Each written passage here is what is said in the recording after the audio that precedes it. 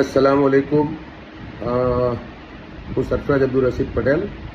હવે આજે આ વિડીયોના માધ્યમથી ભરૂચની પશ્ચિમ વિસ્તારની જે જનતા છે, જે બહુ લાંબા સમયથી રોડની તકલીફ વેઠી રહેલી હતી અને અંતેનો નિવારો આવી ગયેલો છે અને અલ્હમ્દુલિલ્લાહ કામ બી ચાલુ થઈ ગયેલું છે। બહુ લોકોનો પ્રશ્ન એવો છે કે આ એક પટ્ટો માર્યો છે, બીજો આ, તો એમની જાણ માટે કહ્યું તમને કે મહેફૂઝ કોમ્પ્લેક્સવાળો જે ભાગ છે એમાં આપણે 7 મીટરનો જે રોડ છે એમાં થોડું જે જગ્યા વધે છે। લોકોનો આક્ષેપ એવો છે કે ભાઈ આ અહીંયા આવી રીતે આ છે, તો એમાં તમારા નોલેજ માટે કહી દો કે સવારમાં શમશાદભાઈની અમારી હાજરીમાં ચર્ચા થઈ હતી ચીફ ઓફિસર અને પાલિકા પ્રમુખ જોડે કે ભાઈ આનું તાત્કાલિક એક વેટ મિક્સનું એસ્ટિમેટ બનાવીને આ સાઈડના જે મતલબ પટ્ટો છે એને પણ કવર કરીને ટોટલ 7 મીટરનો પ્રોપર રોડ બનાવવામાં આવે। બરાબર છે, તો પહેલાં તો એક ક્લિયર કરી દો। અને જે તે લોકોને મગજમાં એવું હતું કે આ નહીં થાય ને એક જ પટ્ટો ને, એવું નથી, આમાં થશે। બીજું કે જે પાણીનો નિકાલ છે એમાં જીયુડીસીની જે લાઈનો છે એમાં અત્યારે મારી શમશાદભાઈ જોડે બી વાત થઈ, પાલિકા પ્રમુખ આવ્યા હતા, ઇબ્રાહિમ કાકા, સલીમભાઈ અમદાવાદી બધા જ હતા, અને બધાને બી આપણે કીધું કે ભાઈ આ પ્રોબ્લેમ છે ને, પાણી રોકાઈ રહે છે એના કારણે રોડ તૂટવાનો પ્રોબ્લેમ છે, પાણીનો નિકાલ જરૂરી છે। તેમાં જીયુડીસી વાળાને બોલાવીને પણ એમાં પણ મતલબ મેં વાતચીત ચાલી રહેલી છે।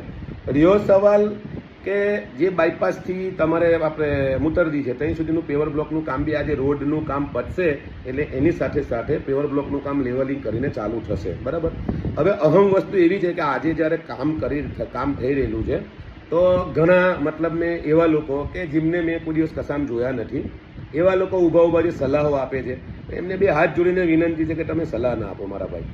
તમે જ્યારે અમે લડત લડવા નીકળેલા, હું અબ્દુલભાઈ કામથી, યાસીન દાદાભાઈ, ઇરફાનભાઈ બોક્સર, મુબારકભાઈ ગરગડિયા, બરાબર છે, સલીમભાઈ ગોદર, બરાબર, અમે જેટલા લોકો હતા, બરાબર છે, મોહમ્મદભાઈ લીંબડી અમારી જોડે હતા, તો અમે જ્યારે લડત લડવા નીકળેલા ને એ પહેલાં અમે એક અબ્દુલભાઈને અમે લોકો એક રેલીનું આયોજન કરેલું, એમાં માંડ 50 માણસો થયા હતા।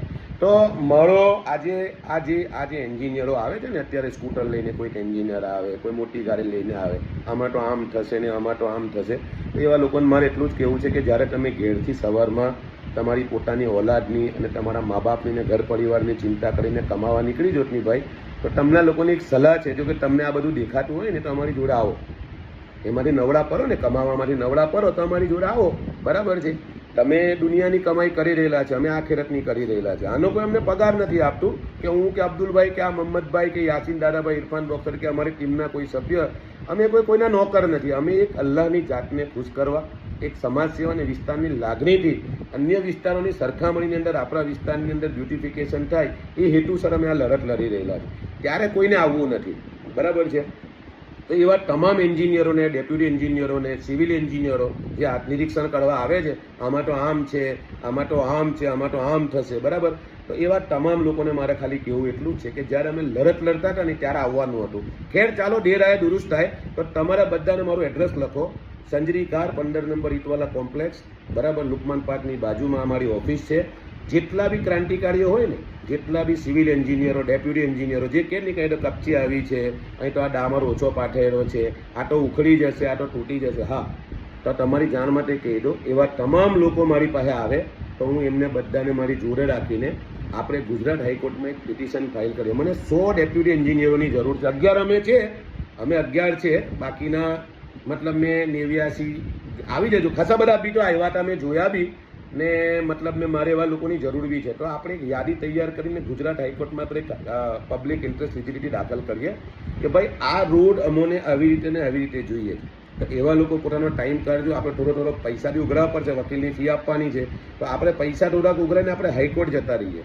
બરાબર છે, અહીં આવીને રોડ પર આવીને બોલવાનો શું મતલબ? જ્યારે જવાનું હતું નગરપાલિકા ત્યારે તમારી પાસે ટાઈમ ના હતો, હવે જ્યારે મતલબ મેં કામ થઈ રહેલું છે ત્યારે તમે નુકતા કરો, ખાડા પૈડા હોય તો સરફરાજને ફોન આવે, ભાઈ પેલા બહુ ખાડા છે, બહુ અઘરું પડે, આ છે તે છે, તો બધાની જાણ માટે કહી દો કે અમારી ટીમે આજથી મહિના પહેલાં શમશાદભાઈની ઓફિસમાં જઈને આ રોડને સ્ક્રેપ કરીને નીચે મેટલિંગ કરીને 4 ટ્રેક બંને બાજુ વરસાદી કાંસોના આયોજન બંધ માંગણી કરેલી હતી, તો એની અંદર અમને શમશાદભાઈ એવું કીધું કે ભાઈ અત્યારે હાલ આ ગ્રાન્ટ રાજ્ય સરકારની આવેલી છે, બરાબર છે, તો આ ગ્રાન્ટ મુજબ તમે અત્યારે કામ થઈ જવા દો, આવનારા દિવસોની અંદર, આવનારા વર્ષોની અંદર આપણે એક આયોજનબંધ કામ કરીશું, જેમાં ડિવાઈડર ઊંચા હોય, પ્લાન્ટેશન હોય, 4 ટાઈપ રોડો હોય, પટ્ટા પાડેલા હશે, બંને બાજુ પાણી નીકળી જાય એવું હશે, સીફાવાળું નારું આપણે પૂરું કરાવી દઈએ, ત્યાં આપણે એક સર્કલ મુકાઈ દઈશું. આ રીતેનું એક આયોજન આપણે આવનારા સમયમાં કરીએ. બરાબર છે.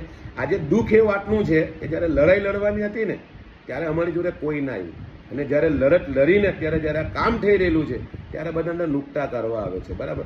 તો ભાઈ મારો કહેવાનો મતલબ એવો છે, તમને દેખાય તમે કહો, ના નથી રોડ પર હાલતા ચાલતા એ શમશાદભાઈ, એ ઇબ્રાહિમ કાકા, એ અમદાવાદી, આવી રીતે ના હોય. તમે લેખિતમાં આપો, તમે રૂબરૂમાં એમની પાસે આવીને રજૂઆત કરો, તમને જવાબ મળશે. તમે જે એન્જિનિયરો બનીને તમે જે આ બધું કરો ને ભાઈ, આ બધું બંધ કરી દો, આનો કોઈ મતલબ નથી. બાકી સાંભળી લો, હું તો બધાને હું મતલબ એ વિડીયોના માધ્યમથી જ કહું છું, આવતીકાલે પોલીસ બંદોબસ્ત જોડે જ ઊભા રહીશું. બરાબર છે. સરકારી કામમાં કોઈ બી રોડા નાખશે ને 186 કરીને મુકાઈ દેવાની ફૂલ ગણતરીમાં છે. કાલે પોલીસ બંદોબસ્ત જોડે જ કામ થશે. એટલે ભાઈ કહેવાનો મતલબ એવો છે કે જે કરતો હોય એને સહયોગ આપો. બરાબર છે. નહીં કે તમે એમાં નુકતા કરો, અને મહેરબાની કરીને સહકાર આપતા શીખો, ભૂલો કરતા ના શીખો. બરાબર છે. તમે આ ભૂલો બંધ કરી દો. અત્યારે જે તરકા ટાપની અંદર નગર સેવકો ઊભા રહીને કામ કરાવતા હોય, અમારા જેવા લોકો, અમારે હું જરૂર છે, હું એમ કહું, ચાલો બતાવો અમારે હું જરૂર છે આ બધાની, અમે તમારા લોકો માટે તો કામ કરીએ. તમે લોકો આ બધી વસ્તુઓ જે કરો છો એ વ્યાજબી નથી. એટલે અલ્લાહના વાસ્તે જુમ્માનો દિવસ છે, તમને બધાને અલ્લાહના રસૂલનો વાસ્તો છે. કામ કરતા લોકોને સહકાર આપજો, એમનો હોસલો વધારજો. તો અત્યારે આ જે તકલીફ વેઠી રહેલા હતા આપણે 2017 પછી, તો આજે અત્યારે એમાં થોડી ઘણી તો રાહત થશે. ને આવનારા દિવસોમાં આપણે આયોજન બંધ કામ કરીશું ઇન્શાઅલ્લાહ. તમે ફિકર ના કરતા, હું લડત લડીશ, હું આવીશ, મારી પાછળ તમે ઊભા રહીજો, હું આગેવાની લેસાની. બરાબર છે. એટલે મહેરબાની કરીને કોર્પોરેટરોનો અત્યારે હોસલો વધારો, કોન્ટ્રાક્ટરને સહયોગ આપો ને કામ વ્યવસ્થિત રીતે થાય. 100% તમારી જવાબદારી છે. કામ ગુણવત્તાવાળું થાય એને ચકાસવાની 100% જવાબદારી. પણ રોડ પર હાલતા ચાલતા નહીં, તમે ગાડી વ્યવસ્થિત પાર્ક કરીને આવો, મળો અને કહો કે ભાઈ આ કેમ આવું છે, તો તમને એનો જવાબ મળશે. નહીં કે તમે કોઈ આક્ષેપબાજી કરો કે આનું હું થયું, આટો ધોવાઈ જશે, આનો હું મતલબ રહ્યો. તો મતલબ જ્યારે જોઈતો હતો ત્યારે અમારી જોડે તમારે આવવાનું હતું. હવે જ્યારે કામ થતા હોય તો બધા મતલબ નહીં કરવાના ભાઈ. એટલે અલ્લાહના વાસ્તે આ થઈ જવા દો. અલ્હમ્દુલિલ્લાહ, અલ્લાહ તમને નેક હિદાયત આપે. બરાબર. અને આ કામ થઈ જવા દો. બસ આટલું જ કહેવું. અસ્સલામુ અલૈકુમ.